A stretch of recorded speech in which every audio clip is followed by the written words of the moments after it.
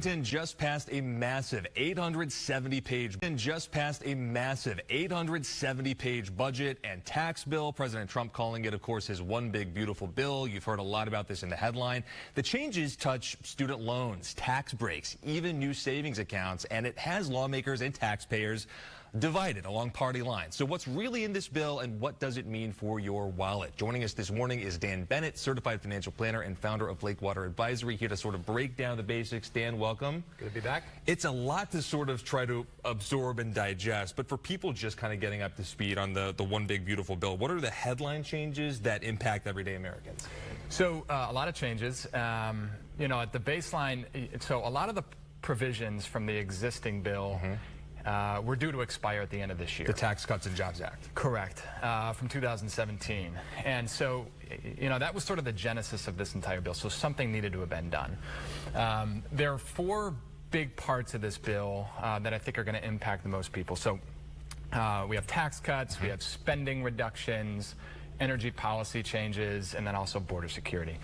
On the tax cut side, so the marginal rates, so the tax rates are now being extended permanently, and they start this year, which is a good thing. I mean, I think most people were going to see a tax increase starting in 2026 if that didn't happen. And then the next big part of this is the standard deduction. So if you think about it this way, so most people, so you have two different options, right?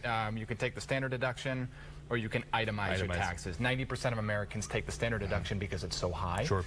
And so that's now been extended permanently and has actually been increased slightly. Okay, so are we going to see these impacting now? Is it going to be next year? How does that sort of break down? So that's what's confusing about this bill, is that there are some provisions that start this year, so they were retroactive of January of 2025. So you'll see changes this year when you go to file your taxes.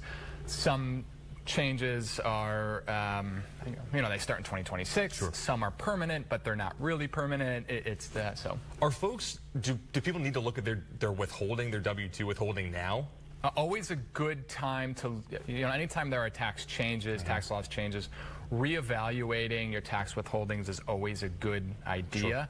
I don't think you're going to see a lot of changes because of the standard deduction and because of the rates have now been extended, so you're not going to see a huge difference. There's that carryover. So this bill also introduces something called Trump accounts for new kids. Yeah. What are those in simple terms, and would that be a good way to go versus, say, like a 529 account? Yeah, so now with the new Trump accounts, it's effectively an investment account for children that have been born in 2025, 26, 27, and 28.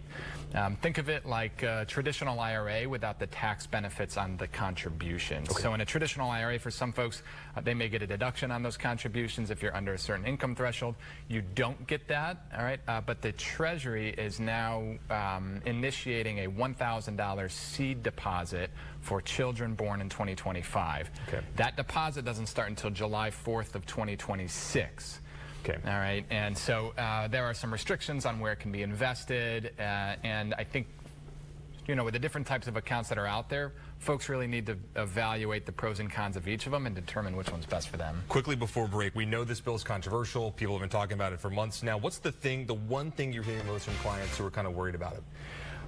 Well, it's expensive, and it's going to be difficult to find someone that disagrees with that. And so I think the CBO, Congressional Budget Office, have come out and said, hey, we think that this is going to increase, you know, the tax deficit by $3 to $4 trillion over the next decade. Sure. Right? Now, they're assuming kind of lower inputs and assumptions into that. I think about a 1.2% annual growth rate. And as we know in our business, assumptions for the future are only as good as the inputs. And so, but you know, it's an expensive bill, and so people are worried about that. Dan, we got to leave it there, but we're going to have Dan Bennett back in the next hour of Good Day to kind of get more into the specific questions people are asking. There's a lot to digest. We'll be talking about it in the 9 o'clock hour after a quick break.